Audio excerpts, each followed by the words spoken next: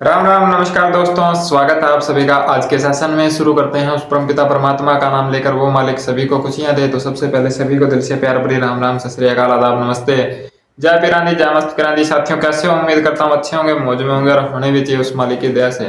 आज के विचार आप लोगों के बीच लेकर आ चुका हूँ, तो वीडियो को अंत तक जरूर देखिएगा, क्योंकि विचार वीडियो के बीच में कभी भी आ सकते हैं। लेकिन उससे पहले कोई साथी नया है, चैनल को पहली बार देख रहा है, अभी तक चैनल को सब्सक्राइब नहीं कर रखा, चैनल को कर लेना सब्सक्राइब, और सब्सक्राइब करने के बाद बेल आइकन को रखना ऑन, ताकि हर वीडियो का नोटिफिकेशन आप लोगों तक पहुंचता रहे। आज का थंबनेल आपने देखा, टाइटल आपने देखा कि कर्ज क्यों होता है, उसके पीछे क्या रीजन है। आज हर इंसान, जब भी मैं फ़ोन उठाता हूँ तो सुबह सुबह मैसेज देखता हूँ कि हम बहुत परेशान हैं, कर्ज में चल रहे हैं।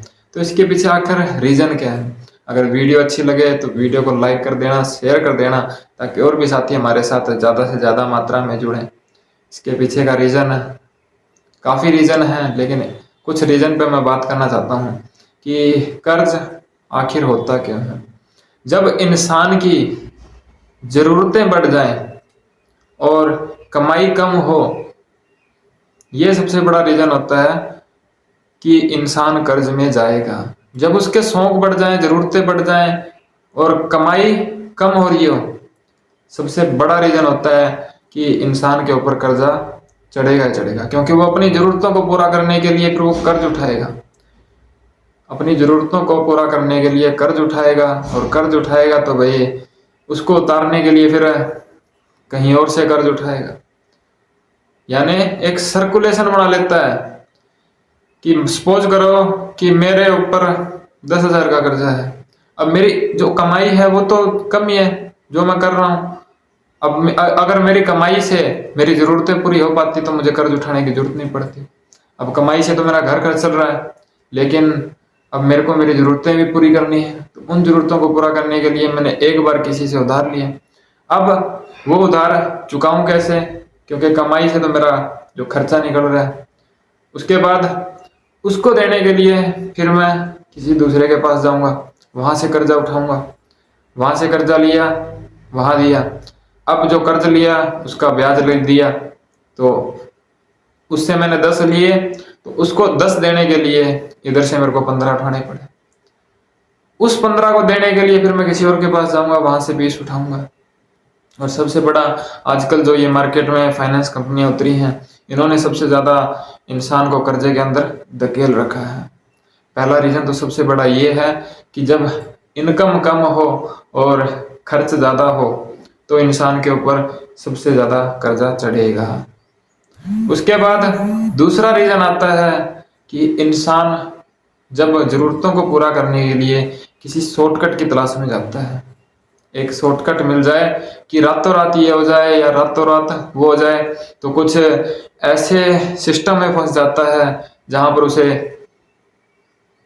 पैसा आता तो नहीं है, डूब जाता है, यानी और भी ज़्यादा वो कर्जे में चला जाता है। दूसरा सबसे बड़ा रीज़न।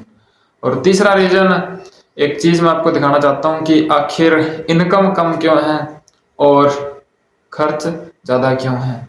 अब आपके सामने स्क्रीन पर एक चार्ट दिखाई दे रहा होगा, ये एक रेशो मैंने निकाला है, और काफ़ी साथी तो इसको, जो बड़े बुजुर्ग हैं मेरे, उनको तो पता भी होगा कि जब 1940 के लगभग आसपास की बात है, तब अगर किसी के पास 10 रुपये होते थे तो उसका गुजारा अच्छे से होता था, उसका घर अच्छे तरीके से चलता था, जिसके पास 10 रुपये थे। जैसे ही 20 साल गुजरे, 1960 आया, 1960 के अंदर 10 के पीछे एक जीरो और लगी, यानी जिसके पास 100 रुपये थे उसका घर खर्च बहुत अच्छे से चलता था, उसका गुजारा अच्छे से होता था। फिर 20 साल गुजरे, 1980 आया, 1980 आया, तो जैसे ही 20 साल फिर गुजरे, फिर एक जीरो आगे लग गई, यानी जिसके पास 1,000 रुपये थे उसका घर खर्च अच्छे से चलता था। जिसके पास 1,000 रुपये थे उसका घर खर्च अच्छे से, घर का गुजारा अच्छे से चलता था। जैसे ही 20 साल फिर गुजरे, एक जीरो और बढ़ गई, यानी सन 2000 अभी हम जैसे क्रॉस कर चुके हैं। अब 2000 जैसे ही आया, एक जीरो और बढ़ गई, यानी जिसके पास 10,000 रुपये थे उसका घर खर्च अच्छे से चल रहा था, उसका घर गुजारा अच्छे से चल रहा था। अब डिफरेंस 20-20 सालों का ही बढ़ रहा है। अब जैसे ही 2000 में 20 और ऐड किए, जब से 2020 स्टार्ट हुआ है उधर से एक बिंदी और बढ़ चुकी है। ये आपके सामने है जो भी है, सच्चाई पर बात करता हूं मैं कि जब से 2020 आया है, अब जिस इंसान के पास 1 लाख रुपए कमाई है वो इंसान अपना घर खर्च अच्छे से चला पा रहा है। अब आप देखिए कि महंगाई कहाँ से कहाँ पहुंची है। ये एक रेशो ही है 1940 से लेके 2020 तक का। अब 20 सालों का डिफरेंस है। अब 20 साल फिर से आने वाले हैं, यानी 2040 आएगा तो समझ लो एक बिंदी और इसके लग जाएगी आगे। तो अब आप सोचिए कि आप जो भी काम कर रहे हैं उस काम से क्या 1 लाख रुपए महीना कमा पा रहे हैं? तो इंसान के ऊपर कर्जा चढ़ेगा या नहीं चढ़ेगा? क्योंकि जरूरतें आज के टाइम पे ज्यादा हो चुकी हैं, और जरूरतें ज्यादा हैं, इनकम हमारी कम है, और इनकम कम होगी तो भैया कर्जा तो चढ़ेगा। कर्जा चढ़ेगा चाहे कितना भी हम कोशिश कर लें। आज वो इंसान सुखी है जो 1 लाख रुपए पर मंथ कमा रहा है, उसका घर खर्च अच्छे से चल रहा है, उसको कोई दिक्कत नहीं है। लेकिन जो इंसान दिहाड़ी मजदूरी कर रहा है, जो छोटी मोटी नौकरी कर रहा है, और वो सोचता है कि मेरा घर खर्च अच्छे से चल रहा है, तो वो या तो वहम के अंदर है। अगर घर खर्च से चल रहा होता तो उसके ऊपर फिर कोई कर्जा नहीं होता। इस बात को नोट करके चलना। और कर्ज चढ़ने का सबसे बड़ा रीजन यही है कि अपनी कमाई को बढ़ाओ।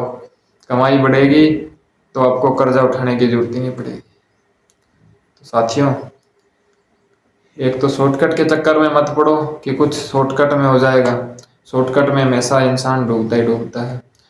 कुछ वही बात है कि एक बिजनेस माइंड से सोचोगे तो हो सकता है कि आप एक एक्स्ट्रा इनकम के तौर पे इस बिजनेस को लेके चलोगे तो हो सकता है कि आप जो काम कर रहे हो वो तो कर रहे हो, उससे इनकम आ रही है, लेकिन एक एक्स्ट्रा इनकम मैं ये मानता हूँ कि अगर 1000 रुपये भी अलग से रोजाना के आपके बने तो भी मान के चलो कि 30,000 रुपये पर मंथ के बनते हैं। और शुरुआत से मैं यही कहता आया हूँ आप लोगों को।